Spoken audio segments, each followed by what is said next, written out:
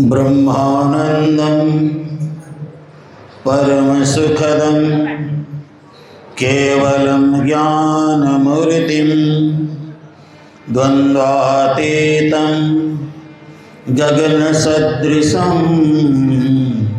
तत्त्वमस्यादिलक्ष्यम्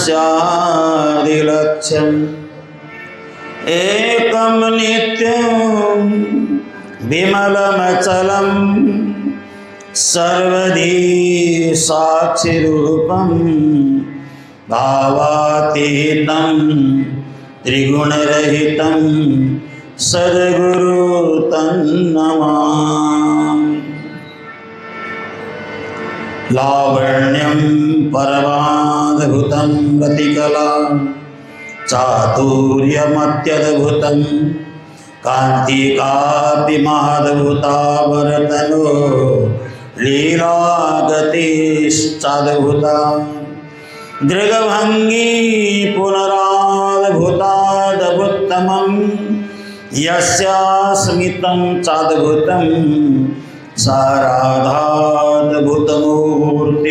अद्भुतरसं दास्यं तदा दास्यते। हिमालयात् समारम्भ यावत् इन्दुसरोवरं तत्क्षेत्रं भारतं नाम भारतिर्यत्र सन्तति भारतिर्यत्र सन्तति। श्री कृष्णचंद्र भगवान की। आप जयकारा लगाएं धीमी धीमी आवाज में, जितना हो सके धीरे धीरे, ताकि आप जयकारा लगाते समय आपकी नसों को खींचना नहीं चाहिए, गले में परेशानी बिल्कुल नहीं होनी चाहिए। जितना धीरे धीरे लगाएंगे उतना ही ज़्यादा आपकी सुर साधिका ब्रह्म तक पहुंच जाएगी। श्री सद्गुरु महाराज की, भारत माता की, गौ माता की, शुद्ध सनातन हिंदू धर्म की, गंगा मैया की, जमुना मैया की। परम आदरणीय परम पूज्य,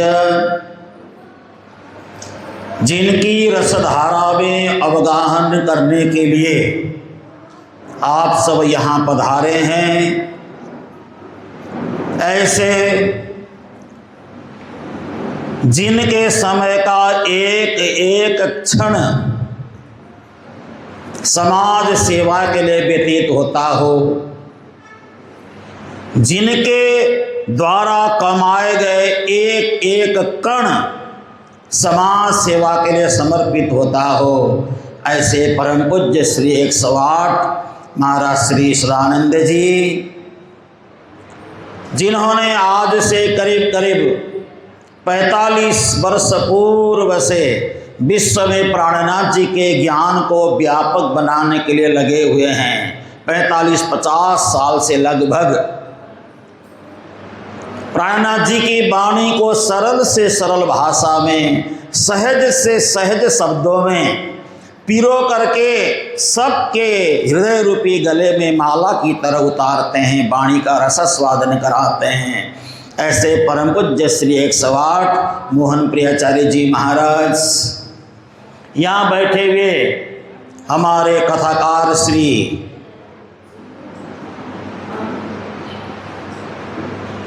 रविकांत शास्त्री जी महाराज,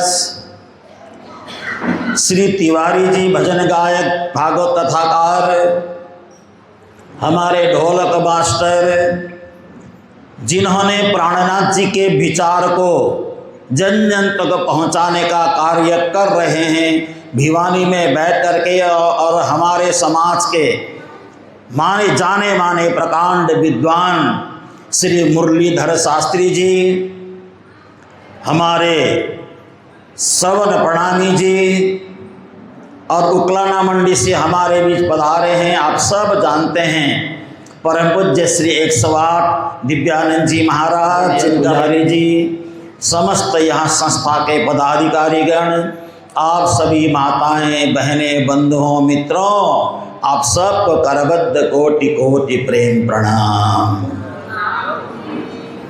देखिए, जीवन का सार यही है। हरिद्वार में बैठना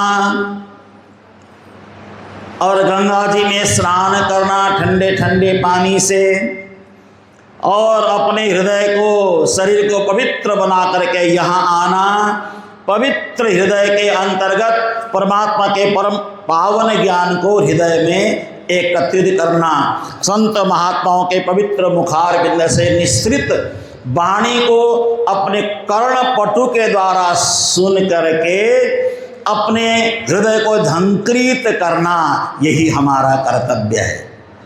साल में एक बार यह पावन अवसर मिल ही जाता है। जो आते हैं वो बड़े सौभाग्यशाली हैं, जो नहीं आते हैं वो और ज़्यादा सौभाग्यशाली हैं। घर में बैठे रहते हैं, कितना आनंद है, लेकिन जो आ पाए उनके जीवन का तो क्या ही कहना। बड़ा आनंद ही आनंद है। प्रातःकाल उठो शीघ्र शीघ्र, और इस समय गंगा जी का जल इतना पवित्र है, नीचे तक एकदम नीर आकार में, नीले रंग में जल नजर आ जाता है। जैसे किसी पापी व्यक्ति का हृदय बिल्कुल पवित्र होकर के अंदर परमात्मा नजर आते हों, ऐसी ही अनुभूति गंगा जी में जा करके होता है। उसके बाद यहाँ आना, सुबह वाणी चर्चा सुनना, संतों के प्रवचन को सुनना, पूज्य महाराज श्री के मुखार बिंद से निश्रित भागवत के वचनों को श्रवण करना, मंदिर की परिक्रमा करना, और ये कितना सुंदर माहौल बन जाता है। आप चिंतन करके देखिए कितना अच्छा लगता है, विचार करके देखें कितना अच्छा लगता है, क्योंकि हम सब कहीं न कहीं किसी न किसी रूप में मूर्ति पूजक तो हैं। बहती हुई गंगा जी की पूजा करते हैं, गंगा जी का रूप है ना, तो कहीं ना कहीं हम गंगा जी को मूर्ति पूजा के रूप में पूज ही रहे हैं।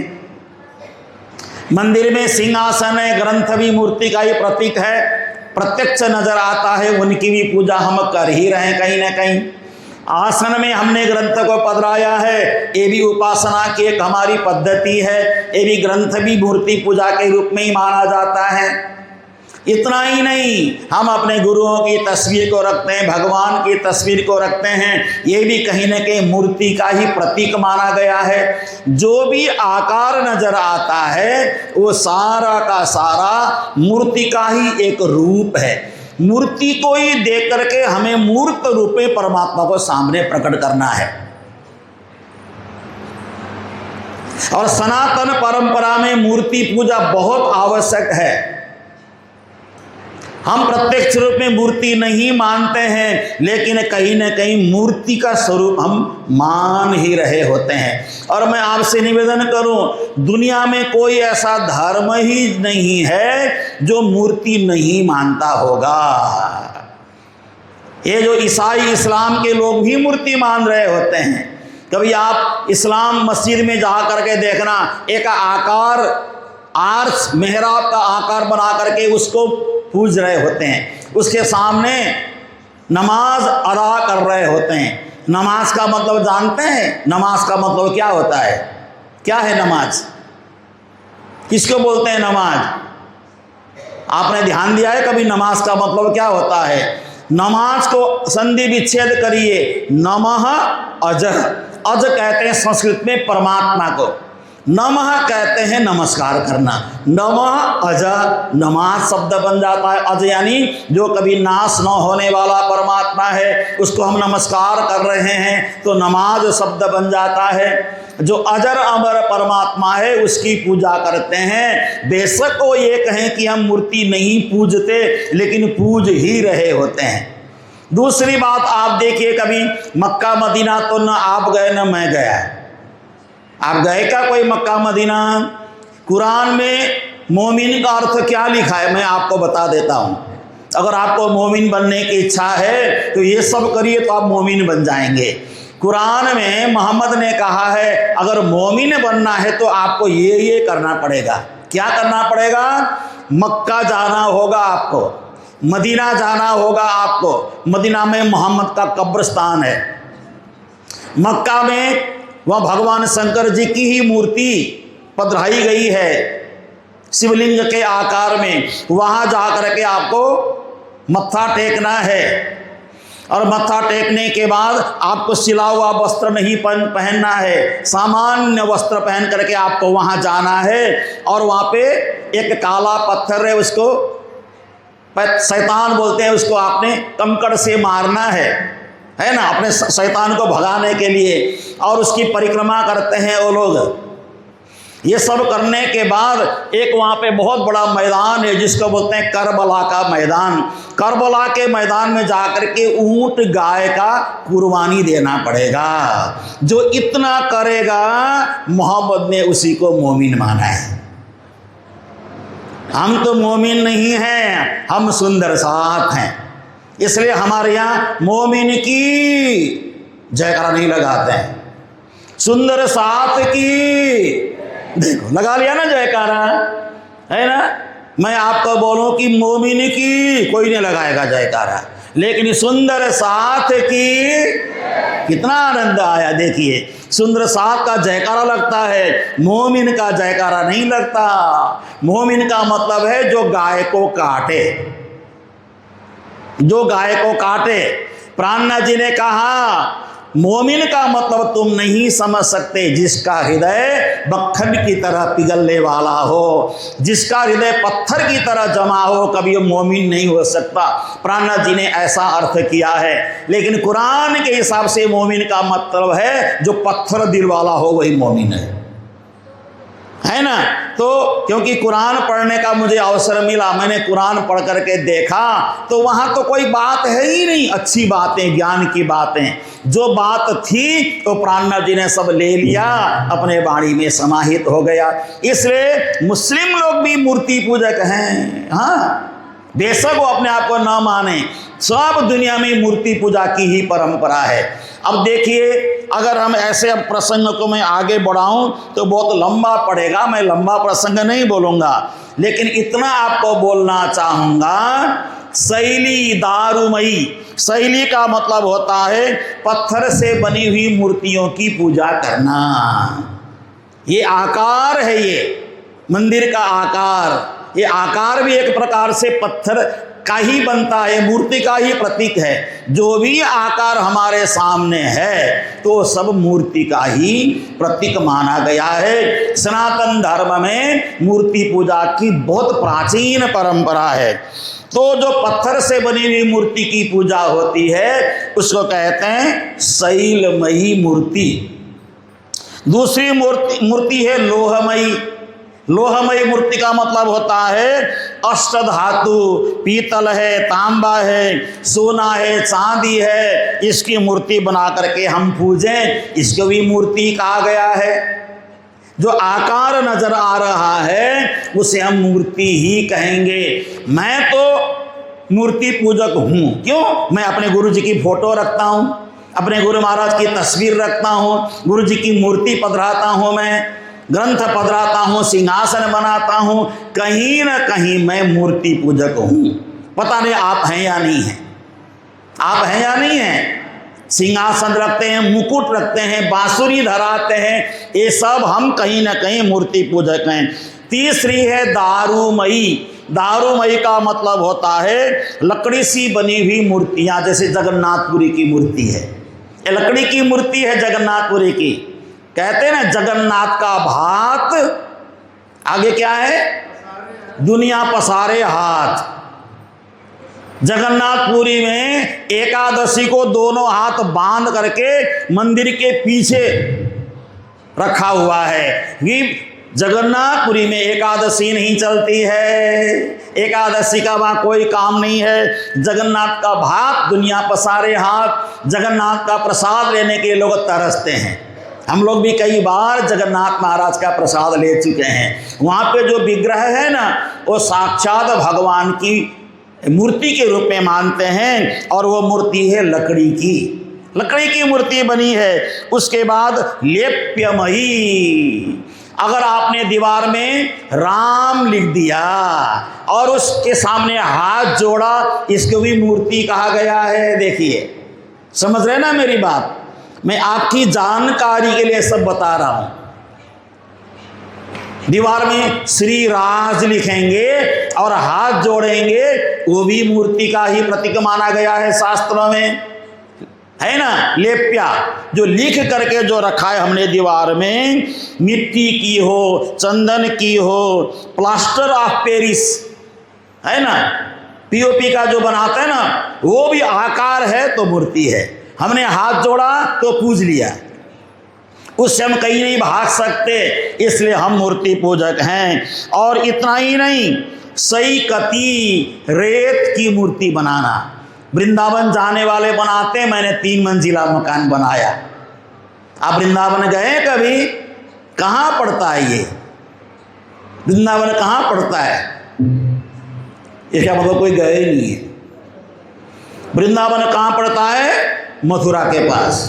मथुरा कहाँ पड़ता है? वृंदावन के पास। सीधी सी बात है ना। तो वहाँ पे रमण रेती में जब जा करके लोट पोट करते हैं तो लोग मकान बनाते हैं। कोई 1 मंजिला बनाता है, कोई 2 मंजिला, कोई 3 मंजिला। कहते हैं जिसने यहाँ पे मकान बनाया उसका घर जल्दी बन जाता है, ऐसी मान्यता है। तो रेत का मकान बनाना, रेत से डिजाइन बना करके हाथ जोड़ना, वो भी मूर्ति पूजा मानी गई है। मूर्ति पूजा है वो भी, उसको भी मूर्ति पूजा के रूप में गिना गया है। ये कौन कौन हम सब करते हैं ना, ये रेत के में बना लेते हैं और जय हो भगवान जी की हम हाथ जोड़ते हैं। तो ये सही कती और लेख्य, दीवारों पे कपड़ों पे डिजाइन बना करके लगाना और भगवान का प्रतीक मानना। जैसे कभी कभी हमारी माताएं एक मूर्ति बनाती हैं, दिवाली के बाद एक बनता है ना दीवार में, अहोई अष्टमी में बनाते हैं ना, और दीवार में ऐसे बना करके अपनी श्रद्धा है, हे भगवान पुत्र देना, पुत्री देना, जो भी मांगते हैं आप लोग, आपकी भावना है दिल की, तो ये भी मूर्ति है, ये भी आप मूर्ति मान रहे हैं, मूर्ति पूज रहे हैं। और मणिमयी, रत्नों से बनी हुई मूर्तियाँ, रत्नों से, मणियों से बनी हुई मूर्तियों की पूजा होती है। और मनोमयी, सब कुछ छोड़ दीजिए, मन में भगवान के प्रतीक को खड़ा करना, आंखें बंद करके बैठना, परमात्मा के चरणों को, परमात्मा के कमर को, परमात्मा के पेट को, ये हृदय को, गले को, परमात्मा के स्वरूप को हृदय में धारण करना, ये भी मूर्ति पूजा है। इस सभी 8 प्रकार की मूर्ति में कोई भेद नहीं है। इसलिए हम सब सनातनी हिंदू हैं, हम सब मूर्ति पूजा करते हैं, है ना, सब मूर्ति पूज रहे हैं, लेकिन प्रत्यक्ष मूर्ति की पूजा करने में हम लोग संकोच करते हैं। इसलिए कहीं ना कहीं हम हैं तो भगवान के प्रतीक को ही मानते हैं। और एक बात समझ लेना, कोई प्रतीक बना करके पूजा करेंगे तो ही उसके मूल रूप में हम पहुंचेंगे। हमें जानकारी नहीं है ना भगवान कैसे हैं, भगवान कैसे हैं। भागवत में एक श्लोक आया है, बंसी विभूषित करान नवनीर दाभार। आगे क्या है श्लोक? पीतांबरात अरुणबिंब फलाधरोष्ठात् पूर्णेन्दु सुंदर मुखाद अरविंद नेत्रात् कृष्णात् परम किमपि तत्त्वमहं न जाने।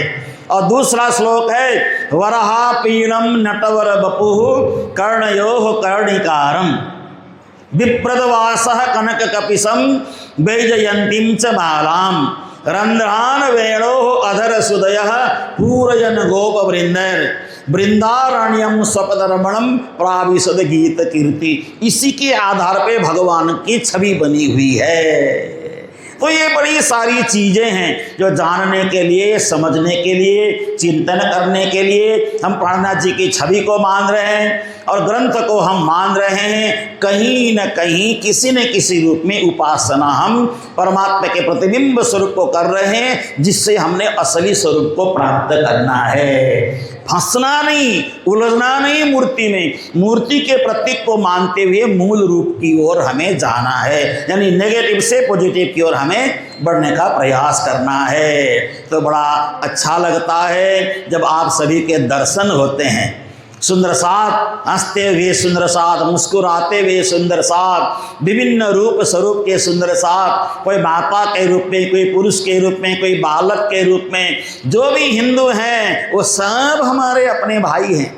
मैंने मंदिर में प्रवचन में कहता हूँ, गेट के अंदर जो भी हिंदू आता है वो मेरा भाई है, उसके मैं गले लगाता हूँ, वो मेरा अपना है, उसका मैं भोजन कराता हूँ, गले लगाता हूँ, प्यार से बैठाता हूँ, क्योंकि मेरा वो भाई है। हिंदू मेरा भाई है, उसको गले लगाना मेरा फर्ज नहीं, कर्तव्य है।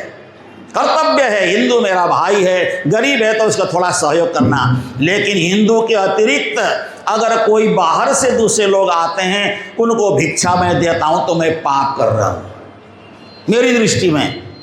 हिंदू के अतिरिक्त कोई आता है, उसको मैं 100 रुपया देता हूँ, वो 100 रुपये का 10% मस्जिद में चला जाएगा, चर्च में चला जाएगा, मैं पाप कर रहा हूँ। मस्जिद बनाने में मैं सहयोग कर रहा हूँ। इसलिए कोई मेरा हिंदू भाई आता है, बेशक मंदिर में चोरी करने की भावना से आए, क्या फर्क पड़ता है, हिंदू ने तो चोरी किया। मेरा ही एक भाई गरीब था तो कुछ उठा के ले गया, उसके मैं चोरी नहीं मानता हूँ, उसको आवश्यकता थी उठा के ले गया। लेकिन हिंदू के अतिरिक्त कोई और आते हैं मंदिर में चोरी करने, तो उसको सजा देना मेरा परम कर्तव्य है। मैं सजा नहीं दूंगा तो चोरी करने की आदत उसकी बढ़ती जाएगी। तो मेरा अपना सिद्धांत है, इस पक्ष को लेकर के मैं चलता हूँ। तो परमात्मा करें आप सबके अंदर सत्गुणी भावना जगे, राष्ट्र के प्रति भावना जगे, देश के प्रति भावना जगे, समाज के प्रति समर्पित भावना जगे। और एक काम जरूर करें, आप गौशाला नहीं खोल सकते, कोई बात नहीं, घर के सामने जो गाय आती है उसको 2-4 रोटी जरूर खिलाएं, जरूर 2-4 रोटी खिलाएं। गौशाला खोलने का फल आपको मिलने वाला है। इन्हीं शब्दों के साथ श्री कृष्णचंद्र भगवान की, श्री निजानंद स्वामी की, श्री प्राणनाथ जी महाराज की, श्री महाराजा छत्रसाल की, श्री सदगुरु महाराज के, विजयानंद बुद्ध निष्कलंक अवतार की प्रणाम। सुंदर साथ जी प्रणाम। श्री परमात्मने नमः। श्री गुरु चरण कमलेभ्यो नमः। बंदो सतगुरु चरण को करुधनि प्रेम प्रणाम। अशुभहरण मंगल कर्ण श्रीदेव चंद्र जी नाम। श्री प्राणनाथ तुम सत्य हो, तुमसे चलत जहाज। मैं अधीन करनी नहीं बाग्रहे की लाज। मंगल कृष्ण प्रणाम है, मंगल धर्म प्रकाश, मंगल सुंदर साथ है, मंगल धाम उजास। मंगल सुंदर साथ है, मंगल धाम उजास। बोलो वृंदावन बिहारी लाल की, सदगुरु महाराज की, श्री प्राणनाथ प्यारे की। मेरे तो आधार राज श्यामा के चरनार बिंद। मेरे तो आधार राज श्यामा के चरनार बिंद। मेरे तो आधार राज श्यामा के चरनार बिंद। मेरे तो आधार राज श्यामा के चरनार बिंद। राज के चरनार बिंद, राज के चरनार बिंद। श्यामा के चरनार बिंद, श्यामा के चरनार बिंद। राज के चरनार बिंद, राज के चरनार बिंद। श्यामा के चरनार बिंद, श्यामा के चरनार बिंद।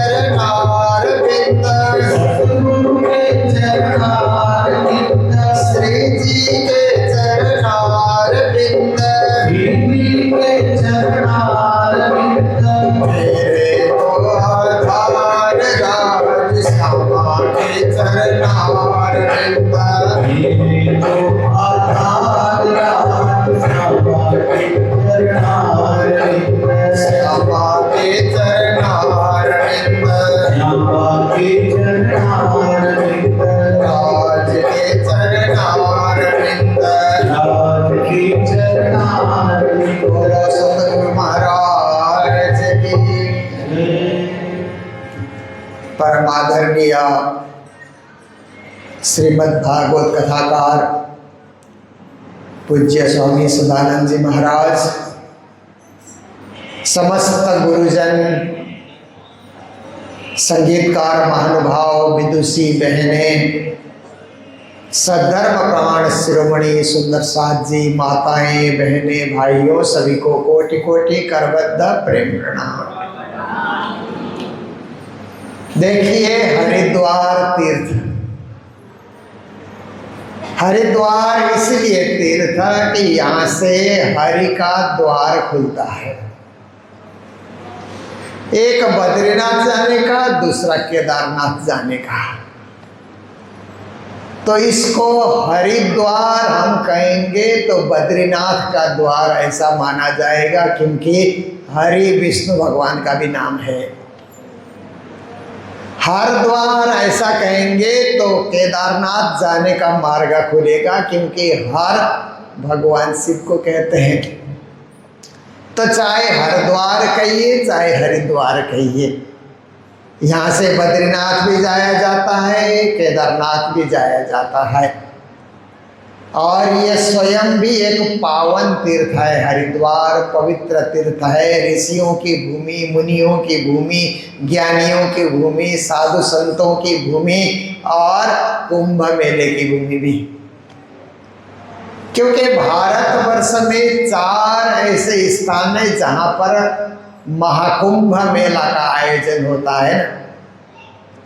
तो प्रयागराज सबसे पहले तीर्थराज प्रयाग कहते हैं ना, जहाँ गंगा यमुना का संगम होता है, वहाँ पर महाकुंभ का मेला लगता है। फिर हरिद्वार में महाकुंभ का मेला लगता है। देखिए, अब आने वाले साल में इसी समय यहाँ महाकुंभ का मेला मिलेगा।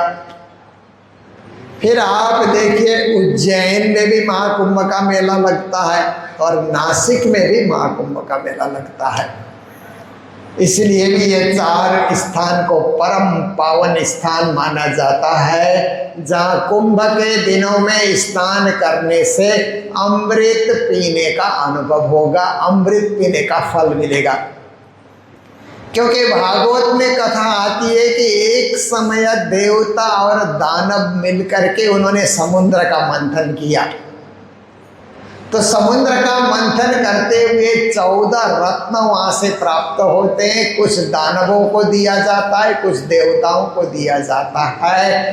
पर जब अमृत का कलश निकला, धन्वंतरी अमृत का कलश लेकर के निकले, तो देवता कहते हैं हम पिएंगे, दानव कहते हैं हम पिएंगे, क्योंकि उनको पता है कि अमृत पीने से तो हम अमर हो जाएंगे। देवता अमर हो जाएंगे तो दानव का वध कर देंगे, समाप्त कर देंगे। दानव अमर हो गए तो देवताओं की समाप्ति हो जाएगी। छीना झपटी शुरू हो गई अमृत पीने के लिए, हम पिएंगे ऐसा करके। तो इंद्र के पुत्र जयंत उनका नाम था। उन्होंने फट से उस कलश को जिसमें अमृत भरा हुआ था उसको छीन करके वो आकाश में लेकर के गए। फिर भी राहु केतु नाम के देव तो वहाँ पहुँच जाते हैं उसको छीनने के लिए। तो छीना झपटी में उस कलश में से 4 बूंदें अमृत इस धरती पे गिरी, ऐसे पुराणों में कहा जाता है। 1 बूंद हरिद्वार में, 1 बूंद प्रयागराज में, 1 बूंद उज्जैन में और 1 नासिक में। इसलिए उस घड़ी में, उस तिथि में, उस नक्षत्र में यहाँ आकर के स्नान करते हैं तो वही अमृत पीने का आपको अनुभव होगा। अमृत पीने से आप भी अमर बनेंगे। ये एक मान्यता है। इस मान्यता को भी हम लोग ले करके चलते हैं, क्योंकि हम सब हिंदू परंपरा से जुड़े हुए हैं। पर एक अमृत है, ज्ञानामृत कहते हैं ना, ज्ञान रूपी अमृत। कोई ज्ञान रूपी अमृत पिएगा ना, वो भी अमर हो जाएगा। तत्व ज्ञान, ब्रह्म ज्ञान, आत्मा ज्ञान कहते हैं ना।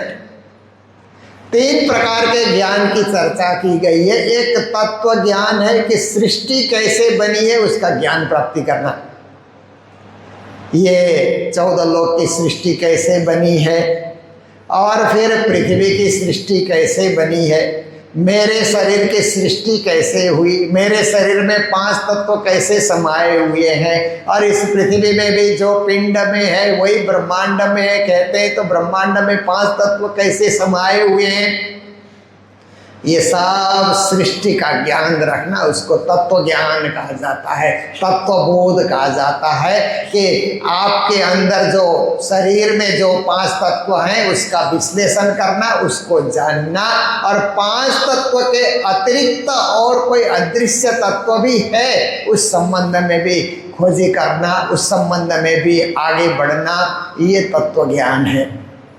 उसके बाद फिर आत्मज्ञान है कि तत्व ज्ञान से खोजी करते करते आप आगे बढ़े तो आपको पता लगेगा मेरे शरीर में 5 तत्व ही नहीं है, मेरे शरीर में चेतना भी है। चेतना से ही तो शरीर चल रहा है ना, चेतना न हो तो शरीर अपने आप नहीं उठेगा, खाएगा भी नहीं, पिएगा भी नहीं, कुछ काम करेगा ही नहीं शरीर। चेतना के होते हुए शरीर सक्रिय होता है, चेतना के निकलने के बाद शरीर निष्क्रिय हो जाता है। और चेतना अदृश्य तत्व है, आंख से नहीं देख सकते। अणोरणीयम महतो महीयान कहते हैं उस चेतना को, आत्मा कहते हैं। आत्मा को हम आंख से देख ही नहीं सकते क्योंकि अणु से भी छोटी है आत्मा, परमाणु से भी छोटी है आत्मा, आंखों से नहीं देख सकते, परंतु बहुत ही शक्तिशाली है आत्मा, पावरफुल है आत्मा। क्योंकि आत्मा पावरफुल होने के कारण हृदय के धड़कन चल रही है। आप देखिए आत्मा पावरफुल है इसलिए आँख से देख रहे हैं, आत्मा पावरफुल है इसीलिए नाक से सुगंधी ले रहे हैं, आत्मा पावरफुल है इसलिए चमड़ी से ठंडी गर्मी का अनुभव कर रहे हैं, आत्मा पावरफुल है इसलिए हाथ से सारा काम कर रहे हैं, दिमाग से सोच रहे हैं और पाँव से चल रहे हैं। सारा कार्य हो रहा है आत्मा के होने से। और आत्मा को जानना, आत्मा परमात्मा का अंश है इस प्रकार से जानना।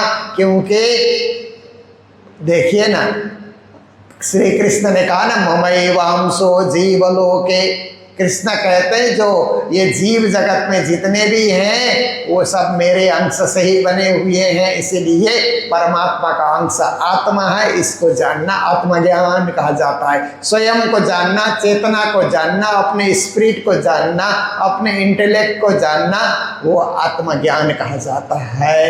और अंग्रेजी में एक शब्द है आप जानते हैं, एटम। साइंस पढ़ने वाले जानते हैं एटम, मॉलिक्यूलर ऐसा करके साइंस में पढ़ाया जाता है। जो आँख से नहीं देख सकते उसको एटम कहते हैं। तो हम लोग कभी कभी सोचते हैं कि संस्कृत का जो आत्म शब्द है, आत्मा शब्द है, उसी से आत्म, आत्म से एटम शब्द बना। आत्मा को भी आँख से नहीं देख सकते, एटम को भी आँख से नहीं दे सकते। तो कहीं विज्ञान जो एटम की खोज कर रहा है, धर्म उसी को आत्मा के रूप में खोजी कर रहा है। दोनों एक ही चीज़ को खोज तो नहीं रहे हैं, एक ही तत्व को जानने का प्रयास तो नहीं कर रहे हैं।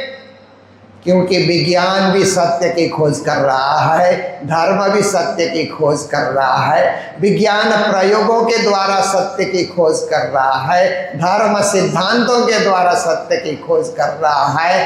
सभी दुनिया में उस सत्य की खोज कर रहे हैं और सत्य ही आत्मा है, उसको जानना ही आत्मज्ञान कहा जाता है। देखिए तत्व ज्ञान से आगे बढ़े तो आत्मज्ञान, आत्मज्ञान से आगे बढ़े तो ब्रह्म ज्ञान की प्राप्ति होती है। जब आपकी आत्मा का आपको पता लगा तो आत्मा आई कहाँ से, आत्मा का मूल मुकाम कहाँ है, आत्मा का ठिकाना कहाँ है, इस आत्मा को संसार में आने का कारण क्या बना, ये सब खोजी आप करने लग जाएंगे। तो जब आत्म दृष्टि जुड़ी पर आत्म तब भयो आत्मनिवेद, या विद लोक लखे नहीं कोई, कोई भागवंती जाने या भेद। प्राणनाथ जी कहते हैं आत्मज्ञान होने के बाद आत्मा की दृष्टि खुलती है, और आत्मा की दृष्टि जब खुलती है तभी परमात्मा दिखते हैं। कभी कभी लोग कहते हैं कि पूजा करते करते हमने 20 साल 25 साल 40 साल गुजार दिया पर परमात्मा के दर्शन तो कभी नहीं हुए। ऐसा लोग कहते हैं ना कि हमें परमात्मा के दर्शन हुए ही नहीं, हम पूजा कर रहे हैं, पाठ कर रहे हैं, जप कर रहे हैं, ध्यान कर रहे हैं। सही बात है कि परमात्मा के दर्शन पूजा करने से कभी नहीं भी होते हैं, क्योंकि परमात्मा इन चर्म चक्षु से नहीं दिखलाई देते हैं। परमात्मा का स्वरूप तेजोमय है, परमात्मा का स्वरूप क्या है कि चिन्मय है, दिव्य है, इसलिए स्थूल आंखों से परमात्मा के दर्शन नहीं होते हैं, इसलिए आत्मा दृष्टि खोलने की जरूरत है। महामती प्राणनाथ जी वाणी में कहते हैं आत्म दृष्टि जुड़ी पर आत्म, जब आत्मा पर परमात्मा को देखने के लिए पर आत्मा की तरफ उन्मुख होती है तो आत्मा की खोज शुरू हो जाती है। आत्मा अपने स्वामी अपने मालिक को पाने के लिए तरस उठती है। तो आत्मा की दृष्टि परमात्मा के तरफ जाती है तो उसी को आत्मनिवेदन भक्ति कहा जाता है। देखिए ना, भक्ति जगत में नवधा भक्ति की बात आती है ना, श्रवणम कीर्तनम विष्णु स्मरणम पाद सेवनम अर्चनम वंदनम दास्यम सख्यम आत्मनिवेदनम। नवधा भक्ति में आप लोग सुन रहे हैं, ये भी एक भक्ति हो रही है। ध्यान से सुनेंगे ना, एकाग्र होकर के सुनेंगे, क्योंकि हम लोग सत्संग में आते हैं तो तैयार होकर के आना होगा कि हम सत्संग में आ रहे हैं तो बीच में उठ करके नहीं जाएंगे, जब तक कथा चलती रहेगी सुनते रहेंगे, उसको श्रवण भक्ति कहा जाता है। और जब तक कथा चल रही है तो मोबाइल की घंटी को भी साइलेंस करके हम बैठेंगे और बाद में उठ करके देखेंगे किसी ने फ़ोन हमको किया है तो बाद में उससे बात कर लेंगे, पर जब तक मंदिर में बैठे हैं तो केवल परमात्मा में एकाग्र होकर के रहेंगे। तो उसको क्या कहा जाता है? श्रवण भक्ति कहा जाता है। और श्रवण भक्ति कर रहे हैं तो सुनने में ही एकाग्र रहें, कौन आ रहा है कौन जा रहा है उस तरफ भी ध्यान न दें। लोग तो आते रहेंगे जाते रहेंगे, परंतु हमारी श्रवण भक्ति को खंडित हम क्यों करें? श्रवण भक्ति को हम अखंड रखते हैं, ऐसा सोच करके हम सुनने के लिए प्रिपेयर होकर के, कोई भी कार्य के लिए प्रिपेयर तो होना पड़ता है ना। बच्चा स्कूल जाता है तो प्रिपेयर होकर के जाता है ना कि अभी ये क्लास इंग्लिश का क्लास शुरू हो रहा है, मुझे 45 मिनट्स इसमें बैठना ही बैठना पड़ेगा, सुनना ही सुनना पड़ेगा, वो प्रिपेयर होता है। क्वेश्चन आंसर होगा तो मुझे आंसर करना ही पड़ेगा। अब मैथ का क्लास शुरू हो रहा है, मैथ के जितने भी है उसको मुझे सॉल्व करना ही होगा, प्रिपेयर होकर के बैठता है ना बच्चा। तो 5-5 6 क्लास होते हैं, बच्चा झेल लेता है। टीचर लोग आते रहते हैं बदलते रहते हैं, बच्चा पढ़ते रहता है और पढ़ पढ़ करके ज्ञानी भी हो जाता है। आप देखिए ऐसे ही हम लोग भी सत्संग में आकर के 1 घंटा 2 घंटा 3 घंटा हम लोग समय निकालते हैं तो क्या होता है? अपने आप श्रवण भक्ति हो जाती है। बस सुनना है, हमें कुछ नहीं, सुनना है, दिमाग में और कुछ बातें आने नहीं देना है, जो बातें चल रही उसको सुनना है, भक्ति अपने आप हो जाएगी। क्योंकि गुरुजन परमात्मा की बातें बता रहे हैं और आप श्रोता बन करके सुन रहे हैं, श्रवण भक्ति हो रही है। और जब गुरुजन गाते हैं साथ साथ में दोहराइए तो कीर्तन भक्ति उसको कहा जाएगा। उस समय आप ऐसा न सोचें कि और लोग गा रहे हैं मुझे नहीं गाना है, या संगीतकार नियुक्त है गाने के लिए हम क्यों गाएंगे, ऐसा आप सोचेंगे तो कीर्तन भक्ति नहीं होगी। संगीतकार गाते हैं, ठीक है, हम भी गा सकते हैं। परमात्मा ने आवाज़ दी है तो उस आवाज़ को हम कुछ सुरीला बना करके गाएं तो सही। देखिए परमात्मा ने कितनी कृपा की कि मनुष्य गा सकता है ना। अब देखिए जानवर नहीं गा सकते, चिड़िया जो है वो नहीं गा सकती है, और जीव गा नहीं सकते, उनमें गाने की आवाज़ नहीं है। पर मनुष्य में परमात्मा ने कैसी जो है शक्ति प्रदान की है कि मनुष्य उस आवाज़ से गा सकता है, प्रेम से गा सकता है। आप देखिए हम हमारी आवाज़ को कभी कभी क्या करते हैं कि गाली में बदल देते हैं ना। हमारे पास जो आवाज़ परमात्मा ने दे, किसी को जोर जोर से हम गाली देते हैं तो आवाज़ को हमने क्या किया? दुरुपयोग कर दिया। परमात्मा ने बोली दी थी, बोली को हमने गाली बना दी। और परमात्मा ने बोली दी है तो उस बोली को हम वाणी बनाएं, उस बोली को हम गाएं, भजन बनाएं, भक्ति बनाएं, और उस बोली से हम परमात्मा को रिझाएं, गा करके, रागों से गा करके रिझाएं, कितनी अच्छी बात है कीर्तन भक्ति। फिर जब नाम जाप करते हैं तो स्मरण भक्ति होती है, निज नाम महामंत्र का जाप करते रहिए, स्मरण भक्ति हो जाती है। और परमात्मा प्रत्यक्ष सिंहासन में बैठे, अभी सुन रहे थे ना 8 प्रकार की मूर्ति, तो प्रणामी परंपरा में वांग्मय मूर्ति की पूजा होती है, हम ग्रंथ की पूजा करते हैं ना। ऐसे तो इसको भी भागवत में लेप्या च सही कति ऐसा करके लिखे हुए कोई चीज़ को भी भागवत में मूर्ति माना है। ये हमारी वाणी लिखी हुई है, इसलिए धर्म ग्रंथ को भी एक दृष्टिकोण से मूर्ति माना जाता है, परंतु ये बोलती मूर्ति है।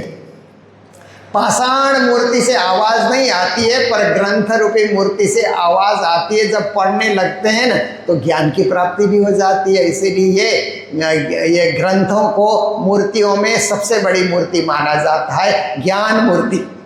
तो ऐसे वांग्मय मूर्ति भी इसको कहा जाता है। इसलिए हम इस वांग्मय मूर्ति की पूजा करें कि परमात्मा हमारे सिंहासन में बैठे हैं और हम उनके चरणों की सेवा करें, चरण धो रहे हैं, हस्त प्रक्षालन कर रहे हैं, आदि आदि विचार आप रखेंगे तो पाद सेवन भक्ति हो जाती है। फिर उनकी प्रार्थना करें। गुरुजी मंगलदास जी ने कितनी कृपा हम पर की कि प्रार्थना पुष्पांजलि की रचना की ना उन्होंने। तो अर्चना पूजा को कहते हैं, आरती पूजा करना, और वंदना कहते हैं प्रार्थना करना। प्रार्थना के शब्दों को हम गाएं, अच्छी तरह से गा करके हाथ जोड़ करके प्रार्थना करें। जब भी परमात्मा के मंदिर में बैठ करके प्रार्थना करें तो हाथ जुड़े हुए हो तो प्रार्थना सही होती है कि हम उनको एकदम प्रेम पूर्वक पुकार रहे हैं, तो उसको वंदना भक्ति कहते हैं। तो दास्य भक्ति है, हम उनके दास के समान है या उनकी सखी के समान है, ऐसा भाव लेकर के। और फिर कहते हैं सख्य भक्ति, परमात्मा के हम सखा हैं ऐसा भाव लेकर के, या परमात्मा की हम सखी हैं ऐसा भाव लेकर के भक्ति की जाती है। तो फिर लास्ट में 9वें नंबर कहते हैं आत्मा निवेदन भक्ति। आत्मा को परमात्मा के चरणों में सुपुर्द करना। हम परमात्मा के अंश हैं, इसीलिए अंशी परमात्मा है। हम अपनी आत्मा को परमात्मा के चरणों में अर्पण कर रहे हैं। मेरा कुछ नहीं है, परमात्मा का सब कुछ है, इसलिए हम उनके चरणों में निवेदित होते हैं, चरणों में अर्पित होते हैं। उसको आत्मा निवेदन भक्ति कहा जाता है। तो प्राणनाथ जी इस चौपाई में कहते हैं, जब आत्म दृष्टि जुड़ी पर आत्म तब भयो आत्मनिवेद। आत्मा की दृष्टि परमात्मा में जुड़ जाती है तो आत्मनिवेदन भक्ति अपने आप हो जाती है। फिर प्रणामी परंपरा में नवधा भक्ति से परे की बात भी की जाती है। तो नवधा से न्यारो कहो 14 भवन में नाय, सो प्रेम कहाँ से पाइए जो बसत गोपिका माए। कहते हैं नवधा से परे की और एक भक्ति है जिसको दशधा भक्ति, प्रेम लक्षणा भक्ति कहा जाता है। प्रेम से परमात्मा को पाना, गोपी भाव से परमात्मा को पाना, एकाग्र भाव से परमात्मा को पाना, पराकाष्ठा की भक्ति है। पहले तो प्रेम प्रकट करना होगा। प्रेम कहाँ मिलता है? तो कहते हैं प्रेम न बाड़ी उपजे, प्रेम न हाट बिकाय, बिना प्रेम का मानवा बांधे जमपुर जाए। कहते हैं कोई खेती बाड़ी में प्रेम उगाया नहीं जाता है। और चीज़ की खेती होती है, अनाज की खेती होती है, फलों की खेती होती है, फूलों की खेती होती है, पर प्रेम की खेती कोई करता ही नहीं। किसी भी खेती करने वाले को जा करके आप पूछिए कि अरे भाई तुम तो कृषक हो, खेती करते हो, प्रेम की भी खेती करते हो क्या? बोलेगा नहीं नहीं, ऐसे हम नहीं करते हैं। उसको बात ही नहीं समझ आएगी। हाट बाजार में जा कर के दुकानदारों को पूछिए तो कोई लोहा बेच रहा है, कोई लकड़ बेच रहा है, कोई मशीनरी चीज़ बेच रहा है, कोई पान बेच रहा है, कोई ब्रांडेड कपड़े बेच रहा है। पूरे बाजार में घूम करके हाट हाट में आप पूछिए कि भाई आप प्रेम बेचते हो? कहेगा नहीं, ये बात हमको नहीं समझ आती। प्रेम न हाट बिकाय। फिर ज्ञानी कहते हैं बिना प्रेम का मानवा बाधा जमपुर जाए। अब प्रेम खेती में भी नहीं उगाया जाता, हाट में भी नहीं बेचा जाता, पर जिस मनुष्य के पास प्रेम नहीं है, यमदूत आकर के उसको बांध करके यमपुरी ले जाएंगे, तो प्रेम कहाँ पाएगा वो। तो प्राणनाथ जी वाणी में कहते हैं तुमको इसको उपजावने करूं सो अब उपाय, पूर चलाऊं प्रेम का ज्यों याही में छाक चखाए। प्रेम बाहर नहीं मिलता है, प्रेम हृदय में प्रकट किया जाता है। आप प्रकट करने के लिए प्रयास कीजिए, हम प्रेमी आत्मा बनेंगे। ऐसा आपने हृदय में सोच लिया, विचार कर लिया, तो आपके हृदय में प्रेम स्वतः प्रकट हो जाएगा। आप देखिए ना, बच्चा का जन्म होता है तो माँ के हृदय में प्रेम कैसे प्रकट होता है, अपने आप प्रकट होता है। मेरा बच्चा ऐसा करके प्रेम प्रकट हो जाता है। उसको खिलाना चाहिए, पिलाना चाहिए, सुलाना चाहिए, कपड़े बदलना चाहिए, आदि इत्यादि जो ज़रूरत की चीज़ें वो समझती है। हर चीज़ बच्चे के लिए तैयार रखना प्रेम कैसे प्रकट हुआ। इसी तरह आप देखिए विवाह होने के बाद पति पत्नी में प्रेम कैसे प्रकट होता है, आप देखिए। इसी तरह से परमात्मा के साथ निज नाम महामंत्र लेकर के हमारा जुड़ाव हो जाता है, तो वहाँ भी प्रेम प्रकट होना चाहिए। तो प्रेम प्रकट होता है चाहने से। आप चाहेंगे, गोपियों ने प्रकट करके दिखाया, उन्होंने तो प्रेम प्रकट ही नहीं किया, उन्होंने प्रेम को बहा दिया, प्रेम का प्रभाव उन्होंने बहा दिया। पूरे ब्रज भूमि में प्रेम को उन्होंने चारों तरफ बहाया, नदी की लहरों की तरह। तो ऐसे प्राणनाथ जी महाराज प्रेम लक्षणा भक्ति की बातें भी अपने तारतम वाणी में करते हैं कि वैसे कठिन भक्ति है, परंतु कोई साधना करे तो सबसे सरल भक्ति प्रेम लक्षणा भक्ति हो जाएगी कि आप परमात्मा के प्रेम रस सागर में डूबे रहें, इस सागर में आप डूबे रहें। और परमात्मा मेरे धनी हैं, पिया हैं, मालिक हैं, स्वामी हैं, सर्वेश्वर हैं, सर्वनियंता हैं, सर्वसाक्षी हैं, ऐसा आपके हृदय में भाव प्रकट हो जाए तो दशधा भक्ति उसको माना जाता है। आत्म दृष्टि जुड़ी पर आत्म तब भय आत्मनिवेद, या विद लोक लखे नहीं कोई भागवंती जाने या भेद। कहते हैं दुनिया वाले भक्ति को नहीं जानते, भक्ति को नहीं समझते। आपने सुना होगा ना कि एक माओ से तुंग नाम का एक शासक था ना चीन में, कम्युनिस्ट शासक था ना, क्योंकि माओ से तुंग उसका नाम था। रसिया में लेनिन करके था। ये कम्युनिज्म जो है, कम्युनिस्ट सिद्धांत सबसे पहले कार्ल मार्क्स नाम के एक विद्वान ने लिखा, किताब के रूप में उसने लिखा, परंतु उसको इम्प्लीमेंट किया रसिया में लेनिन नाम के एक व्यक्ति ने और चीन में माओ त्से तुंग नाम के एक व्यक्ति ने। तो माओ त्से तुंग क्या बोलता था कि धर्म भी एक अफीम है, ऐसा बोलता था। जैसे अफीम का नशा हो जाता है, लोगों को नहीं मिलने से तड़पते हैं, ऐसे ही धर्म भी एक अफीम का नशा है, ऐसा वो बोलता था। क्योंकि कम्युनिस्ट लोग धर्म को नहीं मानते हैं। पर आप देखिए कि जितने नशे संसार में उतर जात प्रभात, प्रभु नाम ऐसा नशा चढ़ा रहे दिन रात। ये परमात्मा की भक्ति है तो एक तरह से नशा की तरह है, परंतु इस नशा से कोई खराबी नहीं होती है। इस नशा से आप परमात्मा के चरणारविंद की प्राप्ति करते हैं। इसलिए ऐसा नशा है, आपको तार देगा, परम पद में पहुंचा देगा, परम धाम में पहुंचा देगा।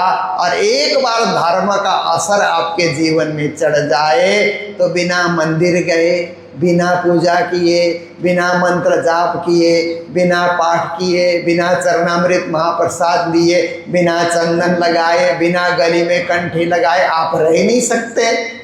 ऐसा लगता है कुछ अधूरा अधूरा है, कुछ छूट गया है, ऐसा आपको लगता है। तो ये जो आत्मनिवेदन भक्ति है, इसको संसार वाले लोग तो नहीं जान सकते, पर भक्त लोग ही इसकी महिमा को जानते हैं। कोई भागवंती जाने या भेद, इस वेद को, इस रहस्य को, इस तत्व को, इस ब्रह्म ज्ञान को भक्त लोग जानते हैं, साधक लोग जानते हैं, सुंदर साथ जानते हैं कि भक्ति में क्या आनंद है। भक्ति में आत्मानंद की प्राप्ति होती है, बाकी चीज में एक मनोरंजन की प्राप्ति होती है, पर भक्ति में मनोमंथन और आत्मा तुष्टि, आत्मा पुष्टि और आत्मा की तृप्ति का एक अनुभव होता है।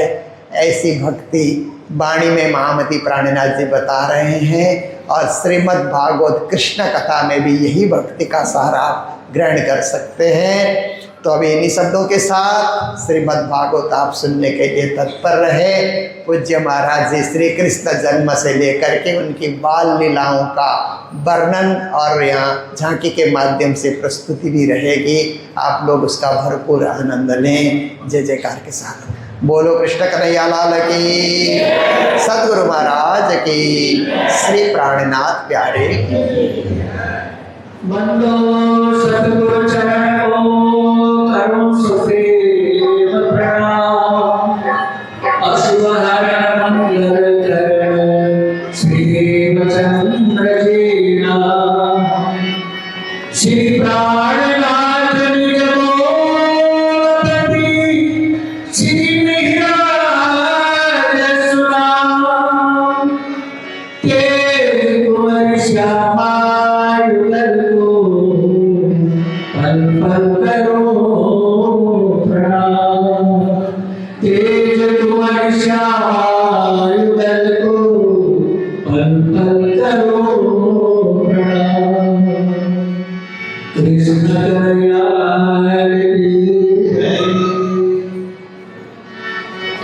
परमाननीय परम पूजनीय परम वंदनीय संत शिरोमणि डॉक्टर सदानंद जी महाराज,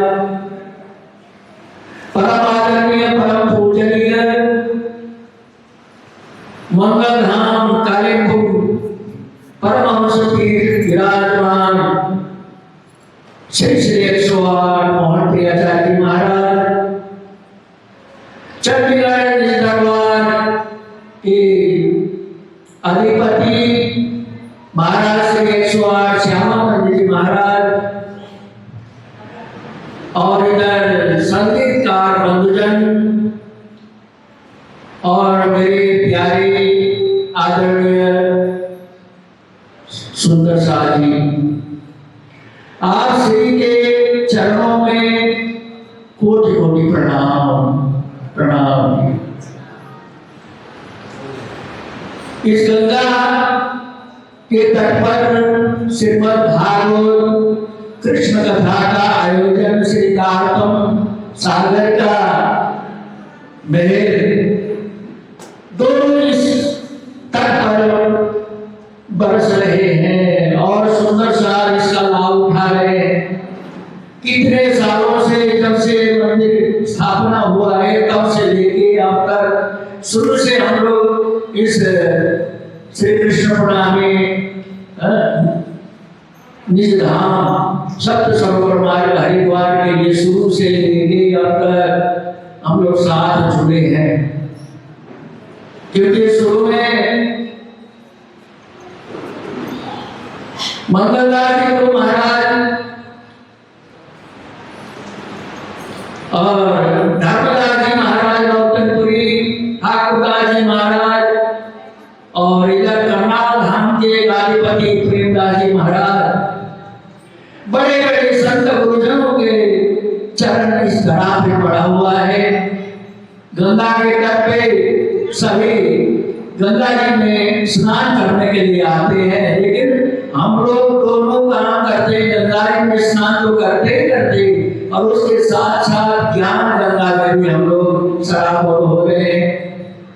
कितनी सौभाग्य की बात है, लोग आज की भागदौड़ की जिंदगी में गंगा जी में स्नान करके कोई इधर दौड़ रहा है, कोई उधर दौड़ रहा है, कोई किसी को टाइम नहीं है। और संत गुरुजन यही कहते हैं, शरीर शुद्धि के लिए गंगा में गोता लगाओ, लेकिन मन पवित्र करने के लिए, आत्मा के लिए ज्ञान गंगा का भी जरूरत है। कृष्ण कथा, जब तक कृष्ण कथा हम अपने कानों से सुनेंगे नहीं, तब तक हम जन्म मरण के चक्कर से छुटकारा नहीं पा सकेंगे।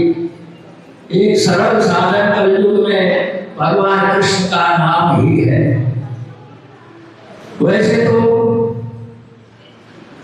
सभी देवी देवता हमारे से आदरणीय है, पूजनीय है, लेकिन आत्मा के विषय में जब बात करते हैं, परब्रह्म परमात्मा शिवराज जी महाराज श्री कृष्ण, उनके बगैर आत्मा को तारने वाला और कोई नहीं है। आत्मा का ठिकाना परम धाम ही है।